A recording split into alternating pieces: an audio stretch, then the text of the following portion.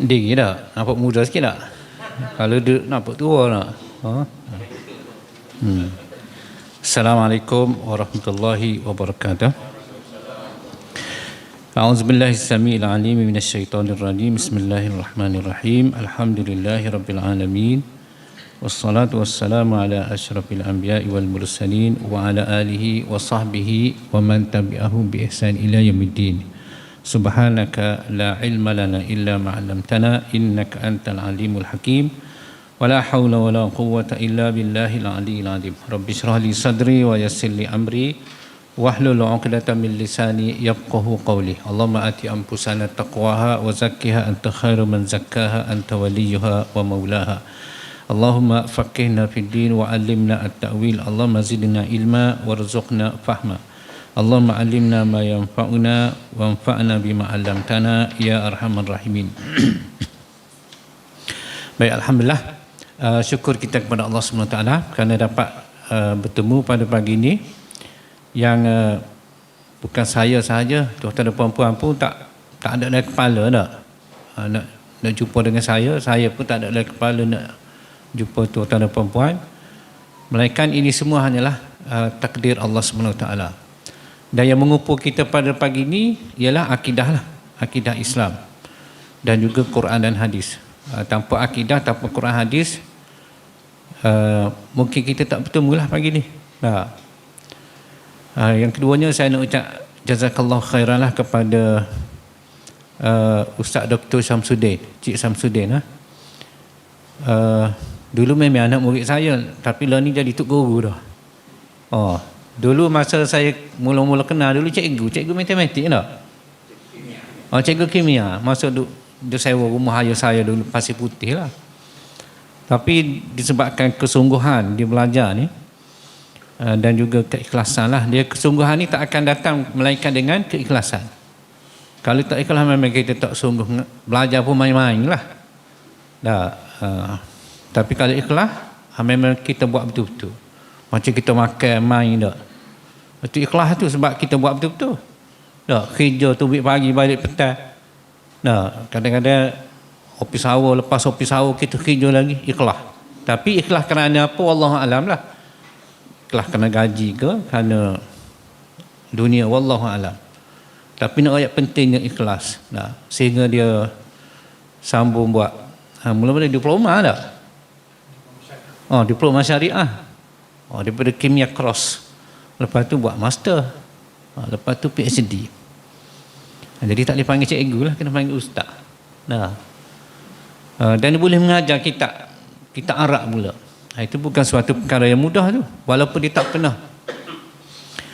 pernah pergi negara Arab lah, tapi boleh mengajar kita Arab. Riyadhus Salihin contohnya, Bulughul Maram contohnya. Makna itu hasil daripada kesungguhan dan keikhlasan beliau lah. Dan lebih menakjubkan saya sehingga dia boleh buat kelas. Kapur ni tak? Ini bukan bandar ni. Saya rasa nak buat kelas macam ni secara formal, secara sistematik di kapur ni, bandar pun belum tentu ni. Tapi kalau boleh buat kapur macam ni, lepas tu dengan fasilitis kemudahan yang serba lengkap ni, memang respect lah, tabik spring lah. Dan patut mendapat sokongan lah kepada semua umat Islam lah, bukan sahaja penduduk kampung ni. Baik, dan yang ketiganya saya nak ucap terima kasih jugalah kepada Dr. Cik Syamsuddin ni kerana guna buku saya. Bukan apa, sebab apabila dia guna buku saya ni dan tuan-tuan dan puan-puan belajar buku saya dapat pahala. Walaupun tak dapat komisi tapi dapat pahala. Itulah yang dimaksud dengan hadis Nabi sallallahu alaihi wasallam, idza mata ibnu adam in qata'a amaluhu illa min salasin, sadaqatin jariyah, ilmin yuntafa'u bihi, wa du'a waladin salih. 3 perkara. Apabila kita mati tapi pahala kita tak mati. Pertama, sedekah jariyah. Yang kedua, ilmu yang dimanfaatkan. Inilah, sama ada ilmu yang diajar melalui tulisan ataupun melalui lisan. Walaupun tua dia dah mati, tapi pahala terus berjalan. Dan bukan semua orang lah boleh melalui ilmu ni. Tak boleh ni sedekah jariah. Kalau tak boleh sedekah, ya ada yang ketiga lagi. Apa dia? Doa anak soleh. Hak Nabi sebut 3 ni lah. Anak soleh bukan anak yang berjaya masuk universiti. Nah, bukan anak yang berjaya sehingga dapat pangkat yang tinggi. Tapi anak soleh. Tapi hak mana kita bersungguh? Kita halalkan anak kita ke mana? Anak yang berjaya dalam akademik ke anak yang soleh? Hak mana so? Kita lebih fokus hak mana? Nak anak berjaya dalam SPM ke? Lepas tu dapat masuk universiti, dapat degree, dapat ijazah, lepas tu dapat kerja, dapat pangkat tinggi, dapat gaji besar. Ataupun anak yang soleh. Hak mana so kita nak sebenarnya? Cuba tanya diri kita lah. Masa anak baru lahir tak? Kita berdoa supaya anak jadi anak soleh. Tapi bila dah besar, soleh tak tahu mana dah. Nuh 5A, 10A. 4 flat. Betul tak? Soleh tak tahu mana dah. Quran tak khatam pun tak kisah. Semaya tak lekat pun kita tak kisah. Mana doa masa baru lahir tu? Minta tok guru doa supaya jadi anak soleh. Ada solehnya. Sedangkan Nabi kata ni lah. Sedekah jariah mungkin tak semua mampu. Betul tak? Sebab melibatkan harta. Ilmu pun tak semua mampu. Kena ngaji. Lepas tu kena ngajar. Tak ngajar kena nulis. Tapi anak soleh semua orang mampu tak? Semua mampu. Nak jadi anak soleh tu perlu kepada modal tak? Perlu kepada modal tak? Perlu kepada ilmu. Tak semestinya kita berilmu. Kita pergi atas sekolah, di ngaji dengan tok guru. Walaupun kita tak ada ilmu, tapi boleh jadikan anak kita sebagai anak soleh. Jadi saya nak ucap terima kasih lah sebab guna buku saya ni. Mudah-mudahan saya dapat pahala. Lepas tu yang ketiga, yang keempatnya, dia jemput saya pula. Untuk memberitahu jihad. Sebenarnya tak payah dah tahu jihadnya pada hak ni dah. Sebab ni hadis. Buku Ulumul Hadis. Ulumul Hadis ni ilmu yang paling mulia sekali. Kata siapa? Kata Imam Nawawi. Ashraf min ashrafil ulum. Ilmu paling mulia ialah ilmu Ulumul Hadis. Sebab apa? Sebab ilmu Ulumul Hadis, ilmu tentang hadis. Hadis apa? Hadis Nabi. Nabi tu makhluk paling mulia. Jadi apa sahaja yang berkait dengan makhluk paling mulia, maka mulialah dia. Termasuklah ulumul hadis. Termasuklah ulum Quran. Ulum Quran tentang Quran. Quran tu siapa punya? Allah.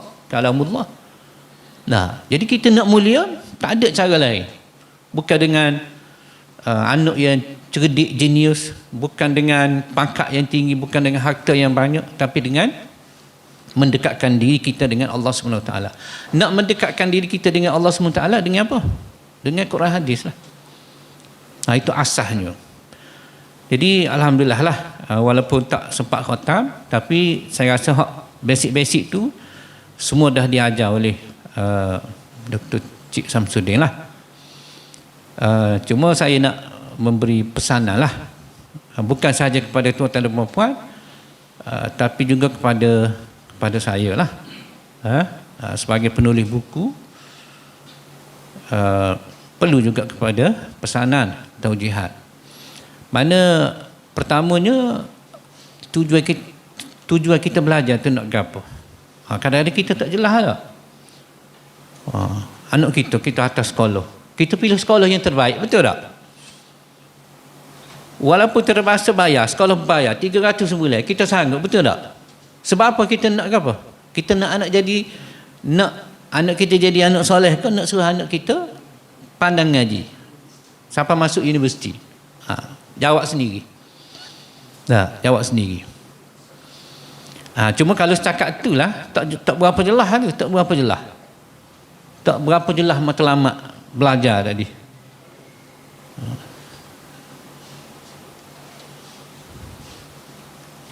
Kau nampak tua cak spek. Sebenarnya saya pakai spek kalau nak tengok buku je. Saya pun pelik, apa pakai spek ni. Nah, jadi tujuan kita ngaji.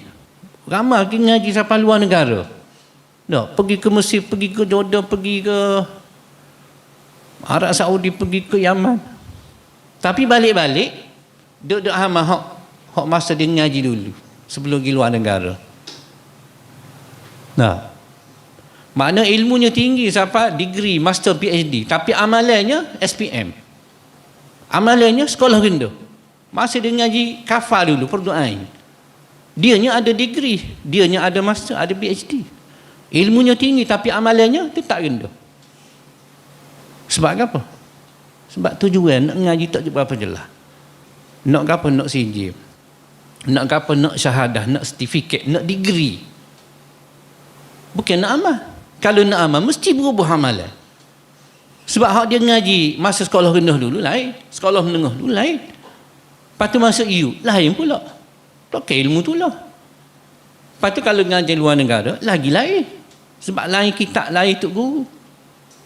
Dulu masa kita sekolah rendah, sekolah menengah dulu kan, kita belajar solat, belajar tak kira lah apa. Pakai kitab ke tak?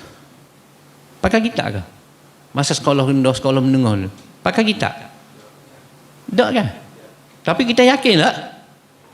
Kita yakin. Nah, sebab apa? Sebab hak wayak tok guru. Walaupun tok guru tak sebut hadis. Dia kata rukun solatnya wajib, rukun solatnya 13. Bermula dengan takbiratul ihram. Lepas tu macam mana takbir. Tapi satu hadis pun tak sebut. Kita terima dan kita amal. Lepas tu bila kita masuk ngaji universiti, ngaji dengan kitab. Lepas tu tok guru tak ada kitab.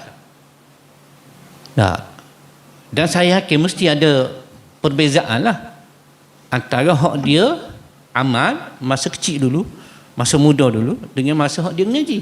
Mesti ada perbezaan. Tapi balik-balik supaya orang tak pergi ngaji, supaya tolong dia. Duk amal hak jamin kat itu, tahu jamin kat itu. Jamin kat itulah. Bukan saya kata nak suruh ubah. Tetapi apabila kita belajar, tujuannya nak amal. Amal hak kita belajar tu. Dan kita belajar tu dah pastilah kita rasa yakin apa yang kita belajar tu betul. Sebab apa? Sebab ada kita, ada sandaran dia, lepas tu ada guru. Berbanding dengan zaman muda dulu. Kita dengar je, kita tak ada. Tapi kita yakin. Tiba-tiba hak ni jelas dah, nasnya macam ni. Dalilnya macam ni. Balik-balik orang kata wa asli balik. Wa asli balik asal. Lepas tu ngaji buat apa? Biar jelas kita ngaji tu. Talabul ilmi, boleh cakap Arab tak? Boleh tak? Boleh? Boleh tak? Dan tak payah terjemah lah tak? Boleh tapi kena terjemah. Baik kacak Melayu lalu lah. Natlubul ilma limadha? Lil amali bihi. Kita menuntut ilmu untuk beramal. Wa qul i'malu, kata Allah, wa qul i'malu fasayarallahu amalakum wa rasuluh. Mana tugas kita beramal. Tapi beramal tu mesti base kepada ilmu. Bukan ikut-ikutan, bukan taklid. Peringkat awal sekolah rendah, sekolah menengah, tak apa kita nak taklid. Sebab kita belum matang lagi. Usia pun belum balik lagi. Tak apalah nak taklid, tengok orang buat gini, kita buat. Tapi sampai bila kita nak taklid? Apa makna Allah turun kitab? Apa makna Nabi lafazkan hadis Nabi sallallahu alaihi wasallam? Apa makna? Kalau kita tak pakai kitab, tak pakai hadis, apa makna? Adakah Quran diturun untuk dibaca semata-mata? Untuk mendapat pahala? Saya nak tanya.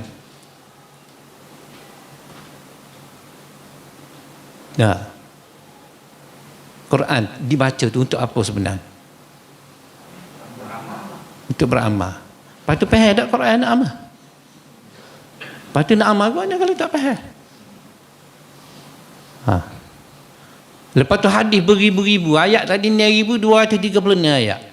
Baik, saya nak tanya, dan saya pun tanya saya lah, tuan-tuan dan perempuan tanya tuan-tuan dan perempuan sendiri, lepas tu jawab sendiri. Jawab senyap dalam hati. Nah, tak usah duk geger lah. Daripada 1236 ayat, berapa ayat kita faham? Oh, jawab. Alhamdulillah. Walaupun saya tak dengar jawapan. Tapi saya tahu. sebab jawapan serupa ya. Nah. 6,000, 5,000, 4,000, 3,000, 2,000, 1,000. Dengan umur kita 60 ni. Nah. Dan umur umat Nabi Muhammad berapa? Ma baina sittin wa sab'in, 60 hingga 70. Tapi daripada 1236 ayat tu, berapa ribu ayat kita faham? Lepas tu kalau tak faham macam mana nak amal? Satu. Yang kedua hadis. Hadis ni kalau mengikut kebanyakan ulama, hadis yang sahih saja sekitar 4,000 5,000 je. Hak puluh-puluh ribu, ratus-ratus ribu tu termasuk hadis yang berulang. Termasuk hadis yang dhaif, termasuk hadis maudhu' beratus ribu. Dalam Musnad Ahmad ada 50,000 hadis. Dalam Sahih Bukhari ada 5,000 hadis tolak yang berulang lah. Kalau capur tu 7-8,000 juga. Begitu juga Muslim. Tapi kata ulama, buat hak berulang, lepas tu buat hak dhaif, hak maudhu' palsu sekitar 5,000. Nah. Baik, daripada 5,000 berapa ribu hadis kita faham? 4,000. Okey, saya turun lagi 3,000. Turun lagi 2,000. Turun lagi 1,000. Tak ada siapa nak? 1,000 turun. Nah, daripada 5,000 kepada 1,000 tak saya juga. Allahu Rabbi. Lepas tu macam mana kita yakin amalan kita menepati sunnah, sedangkan kebanyakan hadis kita tak faham? Yakin tak amalan kita ni? Yakin tak? Yakin. Tapi kalau tanya hadis berapa ribu faham? Banyak tak faham ustaz. Patut amalan tu berdasar kepada apa? Sedangkan Nabi kata, taraktu fikum amrayni ma in tamassaktum bihima lan tadillu abadan. Aku tinggal kepada kamu dua perkara. Bukan harta, bukan dinar, bukan dirham.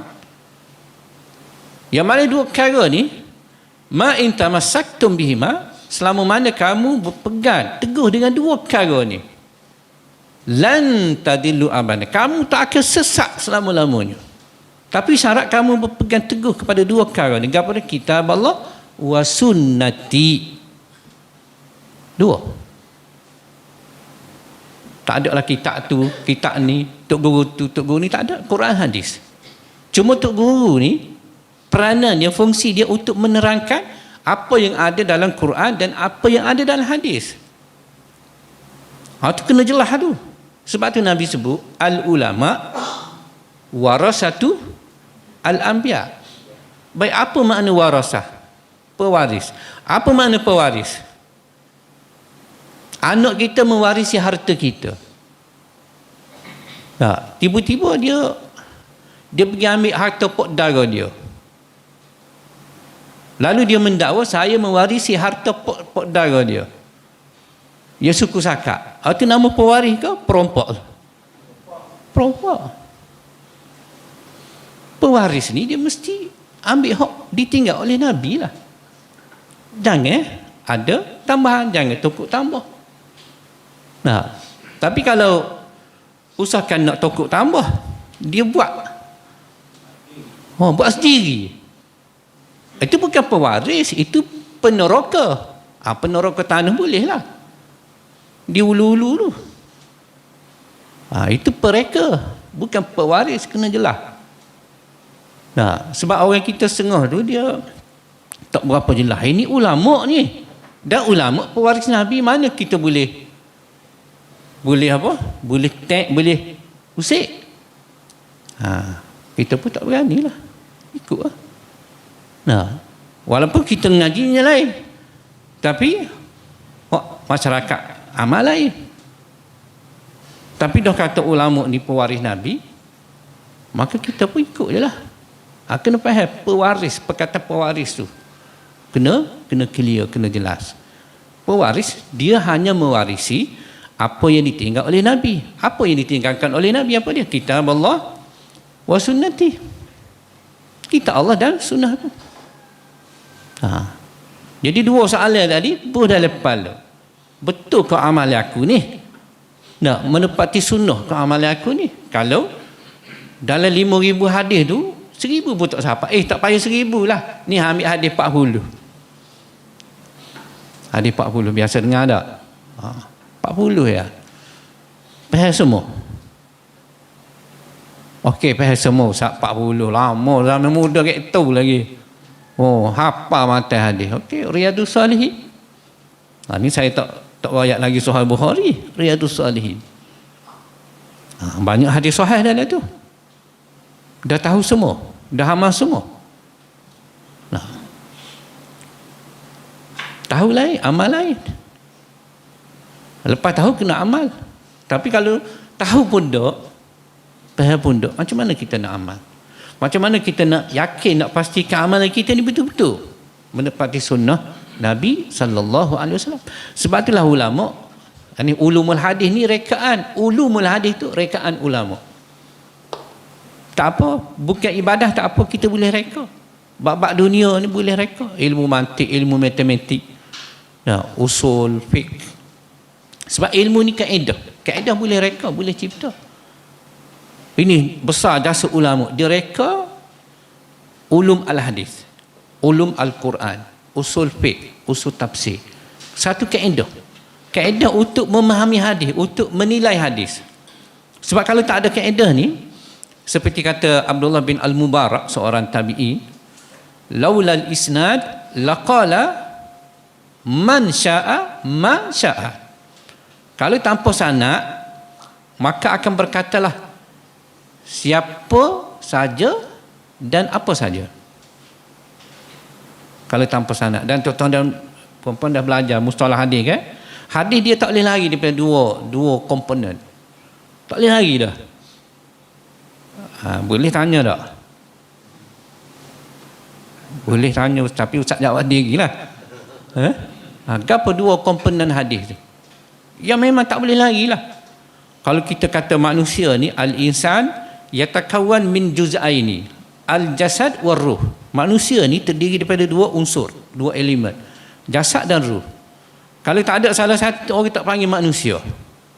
Nah, ni jasad kita kalau tak ada ruh, orang panggil manusia ke? Orang panggil apa? Mayat, jenazah. Nah, tak ada dah nama. Jenazah duduk atas. Dia panggil atas ke apa? Keranda. Orang tak tanya mamak duduk mana tu mamak. Tak tanya dah mamak. Tak ada dah nama dia. Jenazah duduk mana? Ni jenazah. Tak ada orang. Maknanya bukan orang dah lah. Jenazah. Sebab apa? Sebab salah satu unsur tak ada. Roh. Kalau roh ada, jasad tak ada, orang panggil ke apa? Al-hantu. Masuk rumah tengok kipas musik, kita tak on lagi. Tak ada nak buka pintu, dia buka sendiri. Mana roh ada tu, tapi jasad tak ada. Hantu. Supalah juga dengan hadis. Dia mesti ada dua elemen ni. Satu sana, satu makan. Satu sana, satu makan. Tak mungkin hadis ada makan tanpa sana. Apatah lagi ada sana tanpa makan. Lagi tak mungkin. Itu tujuan ulama cipta mustalah hadis tu, untuk mengenal pasti hadis ni betul ke tidak. Dan kita nak tahu hadis tu sahih ke tidak, kita cek ke apa? Saya buat analogi lah. Kita nak tahu berita yang disampaikan kepada kita betul atau tidak, kita cek ke apa? Cek ke apa? Pemberi berita, penyampai berita tu. Penyampai berita itulah sanad hadis. Jadi sanad hadis ni umpama kak, kalau orang kak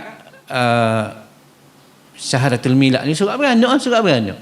Bukti bahawa dia ni warga negara. Oh, dia kata saya orang Kelantan, warga negara Malaysia. Ada surat beranak? Tak ada. Boleh kita mengaku? Boleh kita terima? Tak boleh. Itu parti pendatang asing tanpa izin. Walaupun dia duduk 20 tahun di Malaysia. Nah, sebab apa? Sebab tak ada bukti. Begitu juga hadis. Sanak tu sebagai bukti. Sanak-sanak ni makna bahasa enggak, dah jadi Melayu sandaran. Tempat bersandar. Bukti, proof bahawa hadis ni daripada Nabi. Tapi kita kena ingat, walaupun dah ada matan, ada sanak, belum tentu sahih. Itu baru lengkap, baru layak dinamakan hadis. Tapi tidak automatically sahih. Supaya juga manusia ada jasad, ada ruh, tapi tak pakai baju seluar, layak ke panggil orang? Kalau tak pakai baju seluar duduk rumah, tak apa, duduk tepi jalan, highway. Boleh nak panggil orang, tapi orang gila lah. Jadi ada sana, ada mata, belum tentu sahih. Kena cek sana hadis.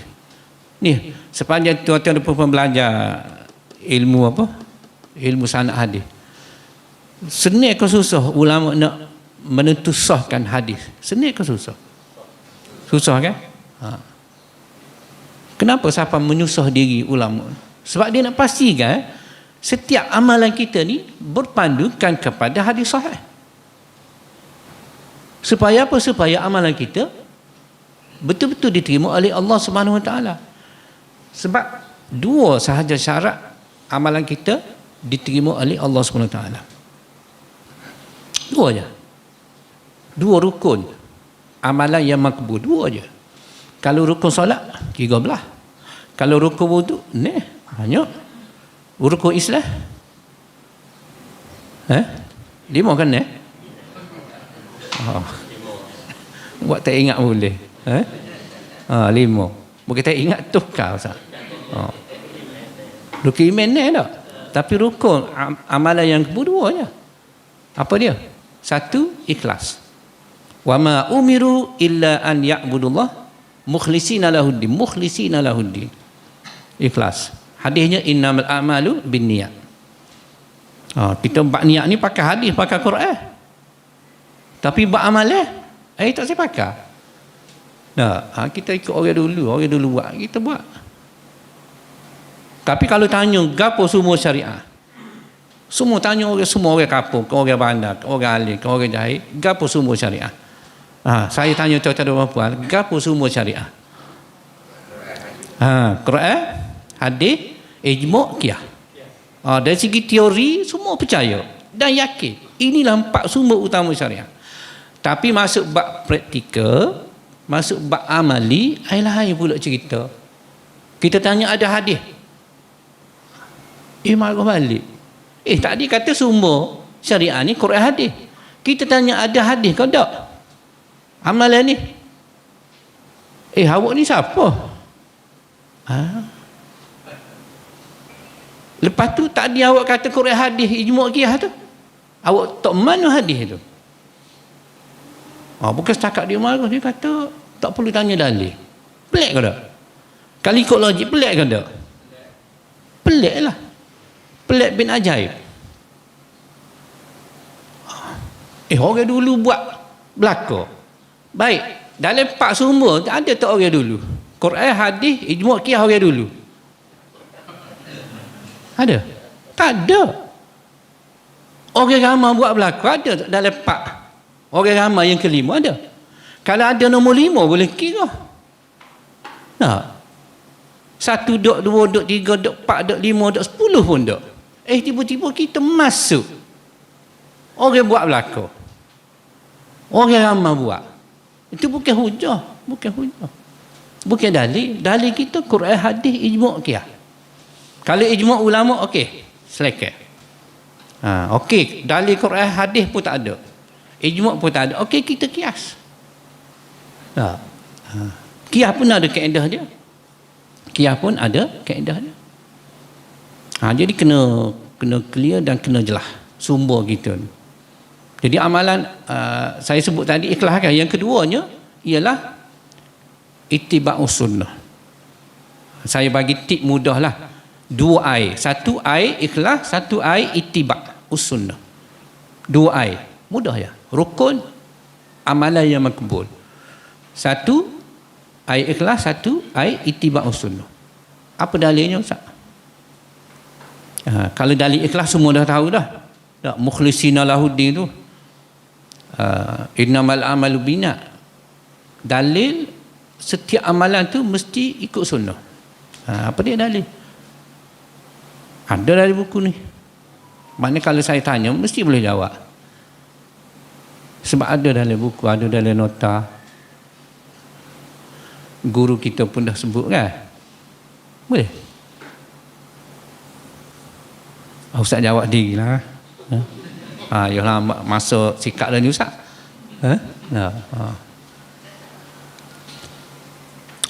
Dalam Quran bersepah, bertambah. Bercambah. Dalil. Ya ayyuhalladzina amanu atii'ullah wa atii'ur rasul. Kita perasan tak? Allahullah perkataan ati'u satu, ati'ullah satu, lepas tu ati'ur rasul. Tapi bab ulil amri Allah sebut tak? Allahullah tak ati'u? Tak. Ya ayyuhalladzina amanu ati'ullah, kemudian Allahullah satu lagi ati'ur rasul. Kemudian yang ketiga wa ulil amri, tak ada ati'u. Menunjukkan apa? Menunjukkan ketaatan kepada Allah satu hal. Ketaatan kepada Rasul satu hal yang lain. Mana dua perkara yang berbeza. Taat Allah lain, taat Rasul lain. Apa makna taat Allah? Quran lah. Berpegang kepada Quran. Apa makna taat Rasul? Berpegang kepada hadis. Wa ma atakumur rasul fakhuzuh wa ma nahakum anhu fantahu. Kalau kita baca Quran dengan tadabbur, makna jelas, cukup jelas. Nah, Allah kata apa yang Nabi bawa datang, fakhuzuh, ambil. Fakhuzuh, ambil daripada siapa? Nabi. Wa ma nahakum anhu fantahu. Hak Nabi larang tinggal. Nah, man yuti'ir rasul faqad ata Allah. Allah sama, taat Allah, taat Rasul Allah sama taraf, sama level. Siapa taat kepada Rasul, sesungguhnya dia telah taat kepada Allah. Maksud taat Rasul, ikut segala sunnah dia. Dalam ayat yang lain, qul in kuntum tuhibbunallah fattabi'uni.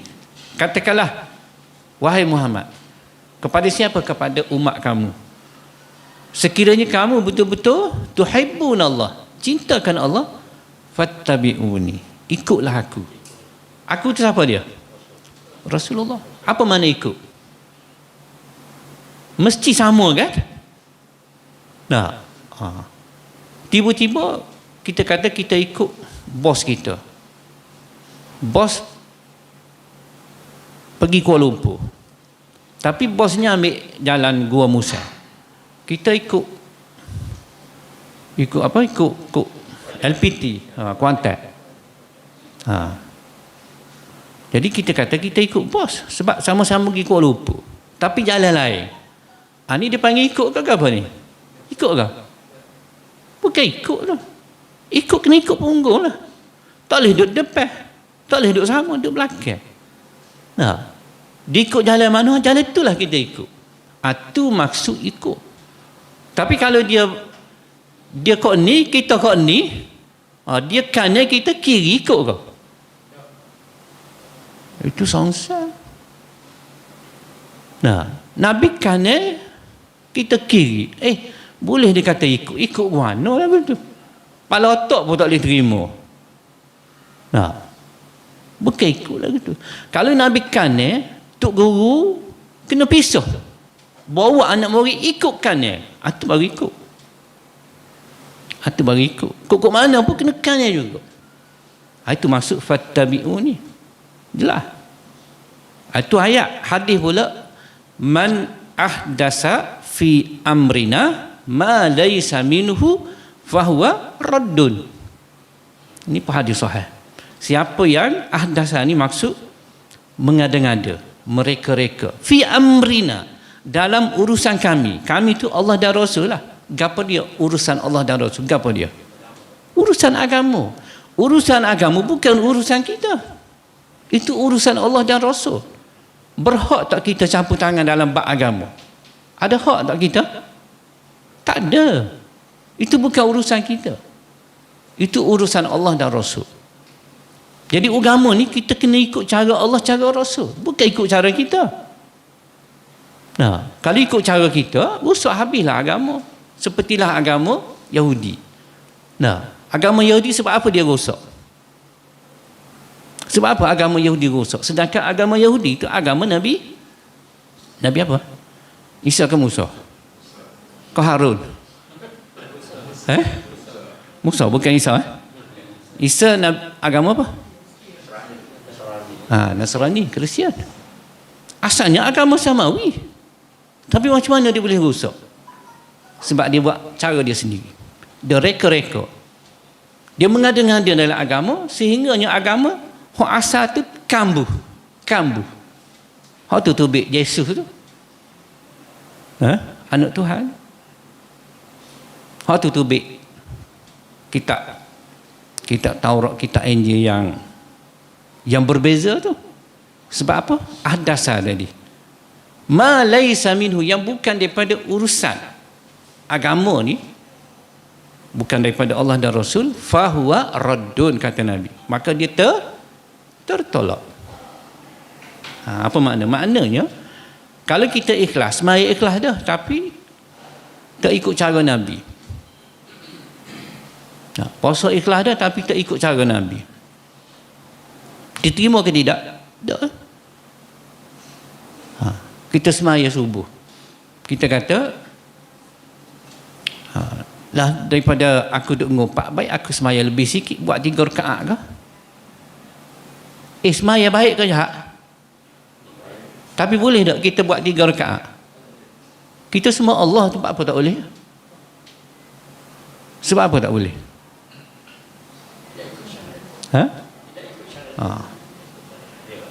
Jadi agama bukan ikut kepala otak kita. Daripada ngupak baik aku semaya, betul tak kalau ikut kepala otak? Ngupak haram semaya memang perintah, rukun lagi. Tapi boleh tak buat? Tak boleh.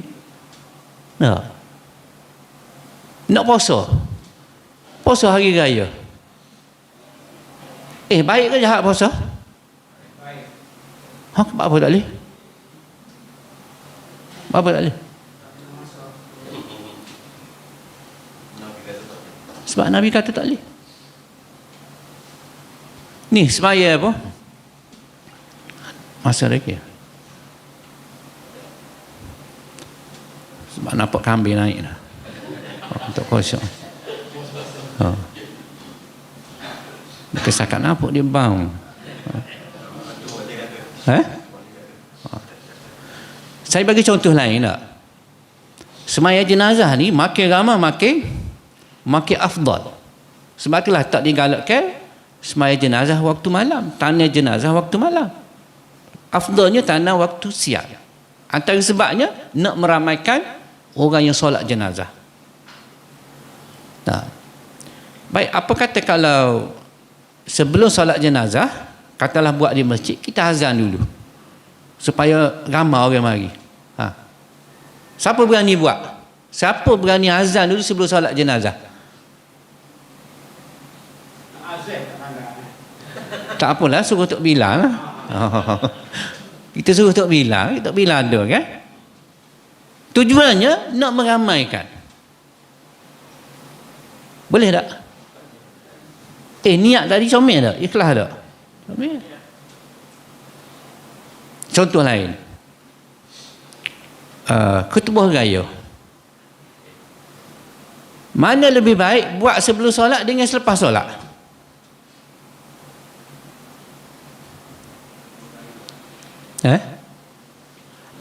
Sebelum tu saya tanya dulu, khutbah raya ni sebelum solat ke lepas solat? Sebelum solat ke lepas solat? Kalau kata sebelum solat, tak pergi sembahyang raya. Selepas solat. Jadi kalau ikut logik, mana lebih baik? Sebelum ke selepas? Betul ke? Dah ikut ni, ikut kepala otak kita. Dah contoh.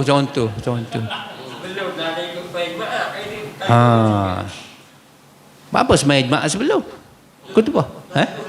Dah ikut logik lah.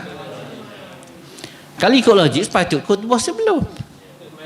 Nah, sebab kalau semaya dulu cak alik caw lah. Tak dengar lah khutbahnya. Walaupun tak semua, tapi jenis hak lorak ni. Sebab dia niat pergi semaya, bukan nak dengar khutbah. Apabila semaya dah selesai, ma'asalamah lah. Dan benda ni pernah berlaku zaman Muawiyah. Dia ubah khutbah raya tu, dia buat sebelum salat raya. Lalu ditegur oleh Abdullah bin Mas'ud. Dan niat Muawiyah tu comel. Sebab dia kata kalau lepas semaya, ramah hak balik. Kita nak pastikan semua jemaah dengar khutbah. Dan khutbah tu ada nasihat. Lalu ditegur oleh Abdullah bin Mas'ud, dia batalkan. Sebab apa? Sebab mukhalafah sunnah. Bercanggah dengan sunnah. Menunjukkan apa? Tak semestinya baik dalam agama boleh kita buat. Setuju tak kaedah? Bukan semua benda baik boleh kita buat dalam agama. Puasa baik, tapi tak boleh nak puasa sepanjang masa. Semaya baik, tapi boleh nak semaya lepas asar. Daripada aku mengumpat, baik aku semaya. Tak boleh. Sebab agama ni bukan berpandu kepada akal, tapi wahyu. Wahyu kepada dia Quran hadis lah. Jadi kalau kita tanya dalil, kita minta dalil, betul dah tu. Sebab apa? Sebab kita nak pastikan amalan kita ni diterima oleh Allah SWT. Ini satu lagi benda yang kurang lah, ataupun menjadi ralak lah kepada kita. Apa dia? Dalam beribadat, kita lebih fokus kepada amalan kita sah, cukup syarat, cukup rukun. Sepatutnya yang patut kita utamakan, yang patut kita fokus ke apa dia? Amalan yang sah ke amalan yang diterima? Mana lebih kita utamakan? Amalan yang sah kan? Sedangkan dalam Islam bukan soal sah tidak, tapi soal diterima ataupun tidak. Kalau amalan kita diterima, confirm amalan tadi sah. Tapi kalau amalan sah belum tentu diterima oleh Allah SWT. Bab puasa, Nabi kata, kam min sa'im laisa lahu illa al-ju' wal 'atash. Dia puasa ni dua rukunnya tak? Berapa rukun puasa? Berapa tak ingat berapa? Nak puasa dah ni kita ni? Tak ingat. Tak ingat Ustaz, mungkin sekali setahun. Niat, lepas tu menahan diri. Rukun dua je, sah lah. Tiba-tiba Nabi kata, berapa ramai orang yang puasa, dia tak boleh gapa satu. Melainkan 8 dan dahaga. Sah puasa tapi tak diterima. Allah Rabbi. Supaya juga solat. Allah kata apa? Qad aflahal mu'minuna alladhi nahum fi salatihim khashi'un. Aflah, telah berjayalah. Siapa dia? Pertama, al-mu'min, orang beriman. Cukup dengan iman saja tak cukup, mesti ada amal. Amal yang paling utama apa dia? Solat. Tapi adakah solat yang cukup syarat, cukup rukun, diterima automatically? Tidak. Dalilnya Allah kata alladzina hum fi salatihim khashi'un. Baik, saya nak tanya, ada tak khusyuk dalam 13 rukun solat? Ada tak? Cek molek. Sedap jawab tak ada ni. Okay, saya cek ada kan? Tak ada. Tengok Allah kata aflaha, telah berjaya orang beriman yang solatnya khusyuk. Sedangkan khusyuk tak ada dalam rukun solat. Makna apa? Maknanya kalau cukup 13 rukun, sah solat kita. Tapi kalau tak ada khusyuk, diterima ke tidak? Baca dah ayat tu? Baca. Faham tak? Faham? Amal tak? Semaya kita daripada muda sampai ketua, daripada kerja sampai ke pecik, khusyuk tak? Lepas tu kalau tak khusyuk, lawan aflah apa dia? Aflah ni mana al-falah, berjaya. Lawan berjaya apa dia? Tak berjaya lah. Nah, fail lah, gagal. Orang yang solat walaupun cukup syarat, cukup rukun, tapi tak khusyuk, fail. Siapa kata? Allah kata. Nampak tak? Dan khusyuk tu salah satu sifat solat Nabi, betul tak? Sebab tu boleh bekok kaki tu, sebab dia khusyuk lah. Nah, kita tak ada bekok kaki. Nah, imej baca panjang sikit dah, bekok hati dah. Imej ni tak faham jiwa lah, tak ngaji psikologi lah, ngaji ilmu agama, psikologi tak ngaji. Duk tuduh tu imej. Cukup dah masa ni nak 10 minit lagi.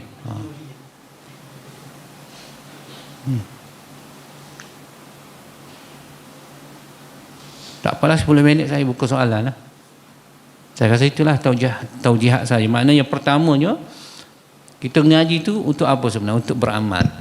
Jadi lepas ngaji tu, biar ada perubahan lah dalam kehidupan kita.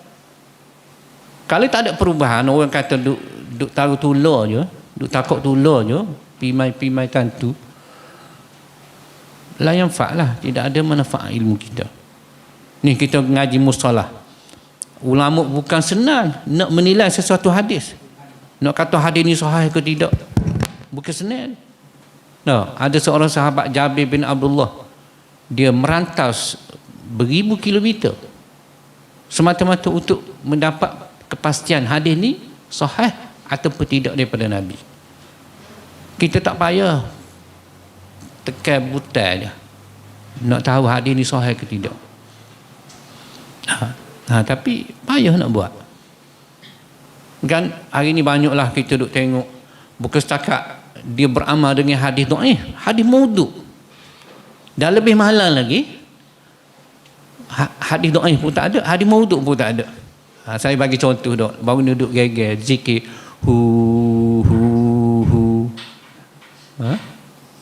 Dia tahu tak ada hadis. Quran pun tak dia tahu.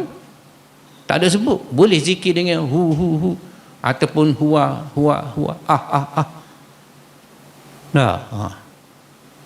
Tapi dia cari fatwa ni, cari fatwa tu untuk mengharuskan. Kita kalau nama orang lah. Abdullah kita panggil hu. Main sini sekejap. Kau ajar tak kita? Aku ada nama, apa dia panggil hu? Tiba-tiba nama Allah kita pendek peringkat hu. Sedangkan petunjuk Nabi tak ada apa. Tak ada. Apa kita nak menyusah diri, fikir buat benda hak Nabi tak buat. Sedangkan hak Nabi buat banyak tak. Ni sunnah Nabi, hak kita buat dengan kita tak buat, mana lebih banyak? Cuba tanya. Sunnah Nabi, kita yakin itu sunnah Nabi. Hak kita buat dengan hak kita tak buat, mana lebih banyak? Banyak tak buat kan? Tiba-tiba kita pergi buat hak Nabi tak buat. Cerdik tak kita?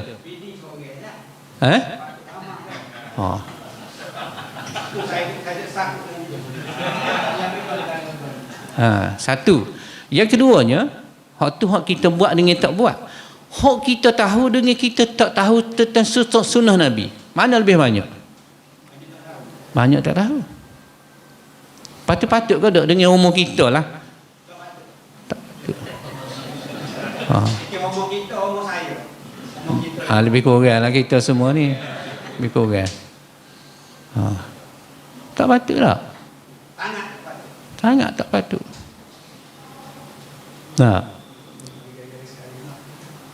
Tapi ada soalan? ni kita pergi. Okay. Assalamualaikum warahmatullahi wabarakatuh. Waalaikumsalam. Soalan saya masalah khusyuk ni.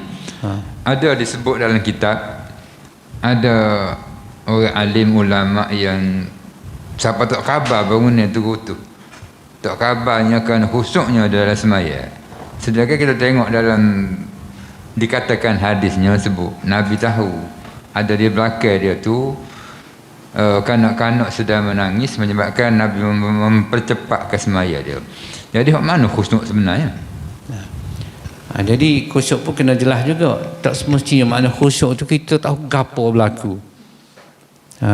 Ada satu cerita lah, saya tak pasti cerita pada zaman sahabat ke ataupun zaman tabi'in.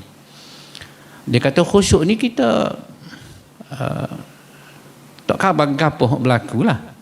Itu mana khusyuk betulnya. Mana kalau kita khabar tu kita tak khusyuk lah. Tiba-tiba Tok Imam, seorang Tok Imam tu dia tahulah gapo berlaku. Dia kata Tok Imam ni tak khusyuk. Dia dengar suara supaya Nabi dengar kanak-kanak menangis lah. Nabi pun pendek solat. Mana Nabi khabar tak? Khabar. Bukan mana tak khabar duk alam fana. Orang sakit kepala pun tak khabar. Lalu dia kata, apabila dia kata Tok Imam tak khusyuk sebab dia dengar suara lah. Tok Imam tanya dia balik, mu dengar tak? Tak. Mu pekak dia kata. Mu pekak. Aku tak khusyuk, mu pekak. Mana khusyuk tak semestinya kita tak khabar gapo. Begitu juga khusyuk tak khusyuk tak semestinya kita khabar semua benda berlaku. Macam kita kan lalak ingat atas sokok, bukan atas kulit, khabar juga. Duk atas sokok kita, atas piuh ni, tapi kita khabar juga atas lalak ni.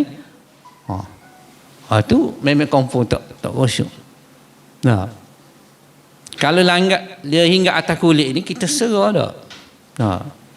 Lepas tu kalau lalak hingga atas hidung kita, kita nak biar ke?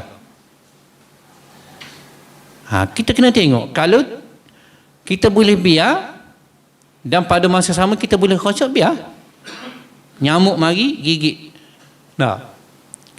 Kita boleh khusyuk walaupun nyamuk gigit kita, kita biar. Tapi kalau menyebabkan hilang khusyuk, kita hambak lah. Tepuh. Maknanya kena tengok situasi lah. Khusyuk mana tunduk, mana hubungan kita dengan Allah. Walaupun kita bergerak, tapi hati kita dengan Allah tak putus. Khusyuk lah. Kita tak fikir pasal dunia, kita buat dunia. Kena khabar. Ada setengah orang terlalu khusyuk, Tok Imam tahiyat dah dia duduk kiam lagi. Terlalu khusyuk. Siapa nyerah? Tok Imam bagi salam duduk kiam lagi. Itu tak khabar lah tu.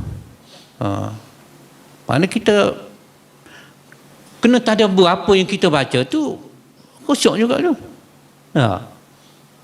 Kita kena tahu pergerakan Tok Imam itu pun khusyuk. Bukan tak boleh gerak lasuk gatal pun situ lah. Apa tu khusyuk? Ular masuk jeking, tengok jeking di kaki, ikut mu aku khusyuk. Itu bukan khusyuk tu. Akak kaki nyala lah jeking tu. Khusyuk tu. Sebab apa? Sebab dia menghalang kita daripada khusyuk. Kita boleh katok jeking tu.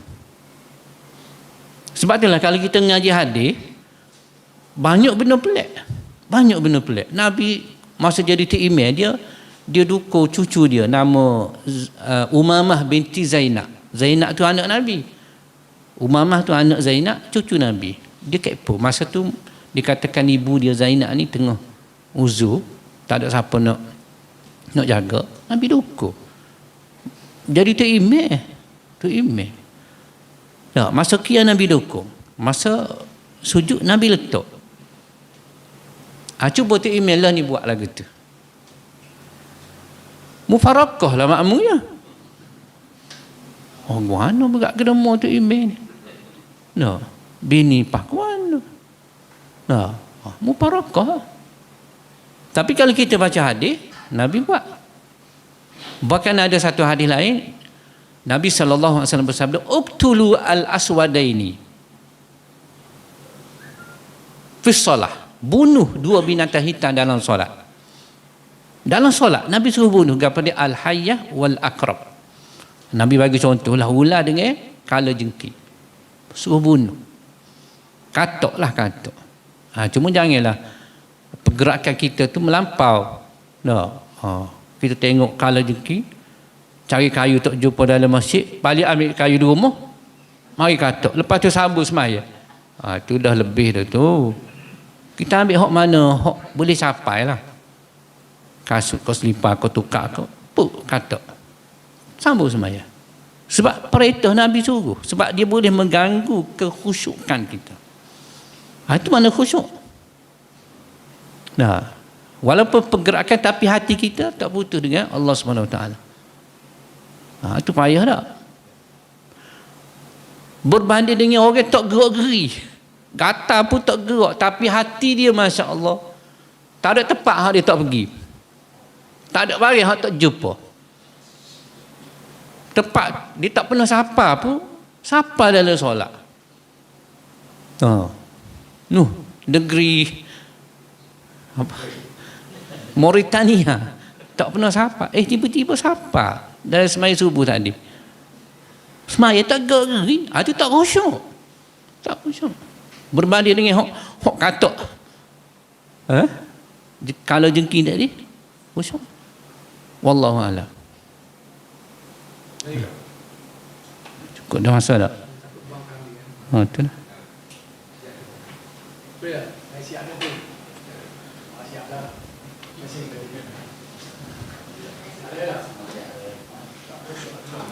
Kalau tak ada apa, saya nak minta maaf lah. Mungkin terlanjur kata ke, maklumlah orang muda kan. Ada soalan. Mana? Cara nak dapat khusyuk. Pertama kita kena faham tujuan solat tu.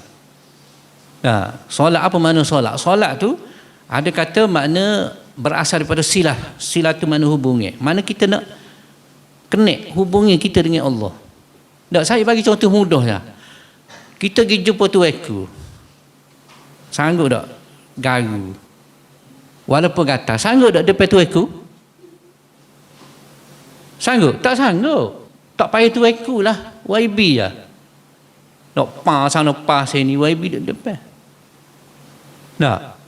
Tiba-tiba depan Allah yang maha besar, yang maha agung, tak gatal pun jadi gatal. Tak panas ekor 4 butir. Serap panas lagi. Sebab apa? Sebab kita tak kenal Allah. Hak tadi kita kenal dia tu aku. Hak tu kita tak sanggup buat apa yang tak patut buat. Sebab kita kenal dia. Tapi dengan Allah kita tak berapa kenal. Sebab tu kita sanggup buat apa yang tak patut kita buat. Usahakan nak buat benda pergerakan yang tak patut depan tu aku. Khayal. Tu aku nampak tak kita khayal? Dia tahu tak? Tapi sanggup tak kita koyak depan dia? Sanggup tak? Mana dia tahu kita koyak? Tapi kita tak sanggup kita koyak. Kita fokus, betul tak? Allahu Rabbi. Tiba-tiba depan Allah, rata giti. Kita pergi. Rata tepat kita pergi. Sebab apa? Sebab kita tak berapa kenal Allah. Sebab apa kita tak berapa kenal Allah? Sebab kita baca Quran tapi tak faham. Dalam Quran tu salah satu tema utama dia untuk Allah nak perkenalkan diri dia. Sebab itulah banyak sebut sifat dia. As-Sami, Al-Alim, Al-Aziz, Al-Hakim, Al-Ghafur, Ar-Rahim. Banyak. Lahu mulkus samawat. Tapi dah kita tak faham, tak rasa gerung lah. Tak rasa hebat Allah. Bila kita tak rasa hebat, kita sanggup buat apa saja depan dia. Koyak, fikir macam-macam, urusan kerja. Semaya tapi duk fikir tentang buah kita. Celaka buah ni. Dia beri pakat kau orang dia suka. Duk ngupak kau buah tengah semaya. Duk marah ke bini tengah semaya. Tak khusyuk. Dunia duk dalam kepala. Sepatutnya masa nak solat kita buat. Sebab itulah sebelum solat ambil wudu. Ambil wudu tu salah satu langkah untuk kita buang dunia sikit demi sikit. Lepas ambil wudu semaya sunat qabliyah. Tu proses nak buang dunia daripada kepala kita. Supaya apabila kita solat fardu betul-betul dah kosong dah fikiran kita. Hanya Allah sahaja ada dalam hati kita. Barulah khusyuk. Tapi dalam kepala ni orang panggil serba moknika ada. Tambah-tambah dekat dengan puasa, nak sahur dengan kapal lah ni. Puasa tak masuk lagi fikir, tak lalu sahur lah ni. Nak buka dengan kapal lah. Nak terawih mana? 20 kau sebelah. Lah. Nak ayat hubungi kita dengan dunia ni begitu rapat. Siapa tak boleh berpisah. Walaupun terpaksa ketika menghadap Allah SWT masih lagi dia fikir pasal dunia. Macam mana nak khusyuk? So kita kena jelas konsep solat. Apa tujuan hikmat solat. Lepas tu kita kena tahulah setiap bacaan kita, setiap pergerakan kita, kita qiyam. Kenapa berdiri lama tu? Lepas tu rukuk untuk apa? Lepas tu sujud untuk apa? Lepas tu setiap bacaan. Solat apa dah? Tahrimuha at-takbir. Bermula dengan takbir. Wa tahliluha at-taslim, berakhir dengan salam. Kenapa? Bermula dengan takbiratul ihram. Dengan sebab takbiratul ihram hak halal pun jadi haram. Makan minum tak boleh, bergerak lebih tak boleh, nak melompat tak boleh. Nak kecek pun tak boleh. Lepas tu dia akhiri dengan salam. Salam tu jadi halal balik. Supaya juga puasa. Masuk 1 Ramadan, bermula terbit fajar, hak halal jadi haram. Allah nak latih kita. Nak latih ke apa? Nak latih supaya betul-betul kita jauh benda haram. Kalau hak asalnya halal, tiba-tiba Allah haramkan, kita boleh jauhkan. Supaya makan minum dalam bulan puasa, betul tak? Asalnya halal. Tapi buat apa kita boleh komit? Boleh tak makan, tak minum. Sebab perintah Allah SWT. Tiba-tiba habis puasa, asalnya haram, tak boleh tinggal. Nampak tak? Sebab kita tak faham konsep puasa. Kita faham puasanya tak makan, tak minum. Begitu juga solat. Sebenarnya Allah nak latih kita dalam solat tu supaya roh solat tu dibawa keluar solat. Apa dia maksud roh solat? Roh solat tu makna kita patuh segala perintah Allah. Allah kata tak boleh kecek, tak cakap. Allah kata tak boleh makan minum, kita tak makan minum. Allah kata tak boleh apa? Tak boleh melompat, tak boleh berjoget masa solat, kita tak buat. Roh tu nak bawa keluar solat. Tapi jadi tak? Tak jadi. Tak jadi. Apa makna? Makna solat kita tidak berfungsi. Gagal. Sebab apa? Sebab tak khusyuk. Nampak tak? Ini penting kita berpandukan kepada sunnah Nabi SAW. Merasa cukup tak? Cakap dulu. Ada lagi.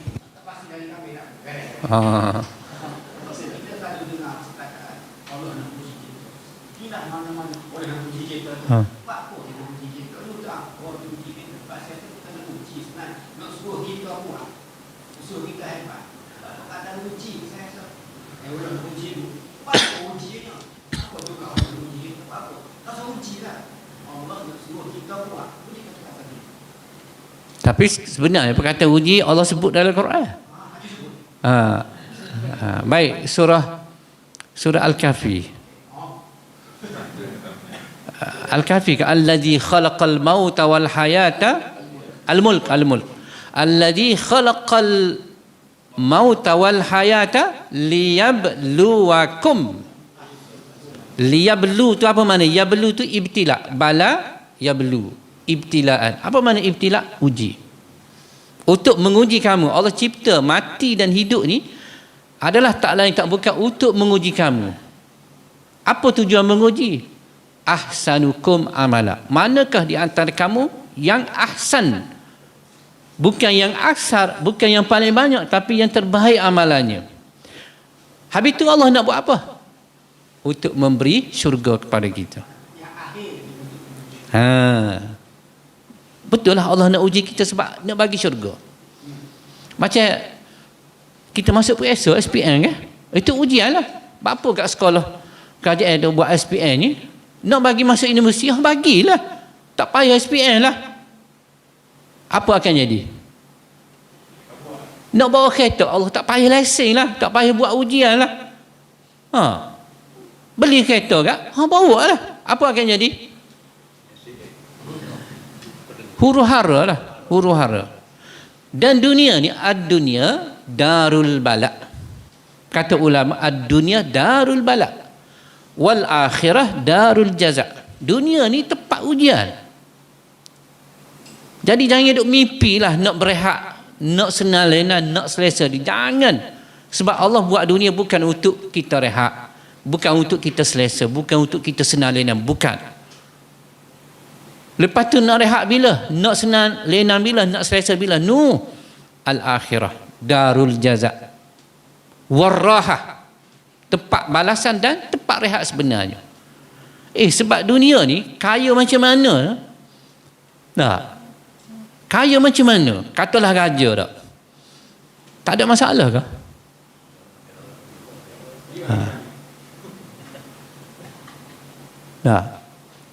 Raja kaya macam mana? Dia minta maaf sebut, dia nak berak masuk tanah ke tak? Kena basuh diri ke? Ke ada orang tukar basuh? Nak mandi, kena mandi. Walaupun dia raja. Nak pergi Mekah, kena naik kapal terbang, tak, bukan naik sejadah. Walaupun dia raja. Apa mana? Maknanya dunia tak usah fikir. Kita nak minta maaf, Amal sebut sekali, berak kecil, raja ke malah? Malah. Kalau boleh tak? Kalau boleh. Kalau boleh tak sih, kecil berak kita. Tapi makan tak? Ambil.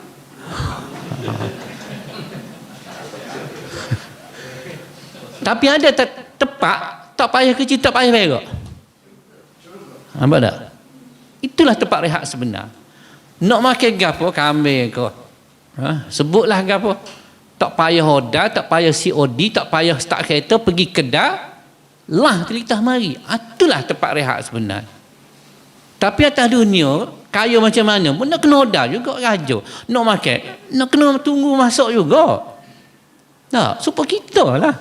Kena masuk juga nak makan. Nak mandi, kena masuk bilik air juga. Walaupun dia raja. Nak pergi Mekah, kena naik kapal terbang juga. Bukan boleh terbang dengan sendiri. So apa yang senang di dunia ni? Tak ada. Tapi di akhirat, kena kerja, kena sembahyang, kena masuk kelas macam ni, kena pergi pasar hari Jumaat.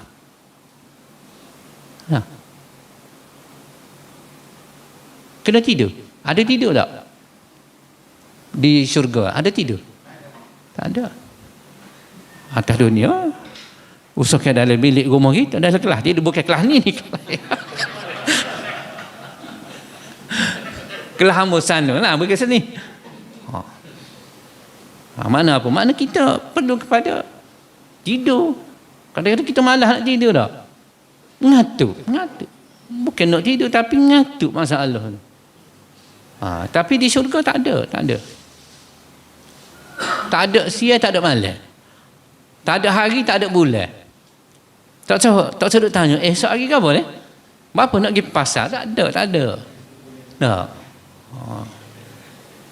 Esok Jumaat dah, berapa nak pergi Jumaat? Tak ada. Di akhirat lah, atas dunia ada. Dalam tu makna tu. Wallahu a'lam. Boleh. Ada soalan? Tak ada soalan dah. Tak ada, saya biar ustaz tutup lah.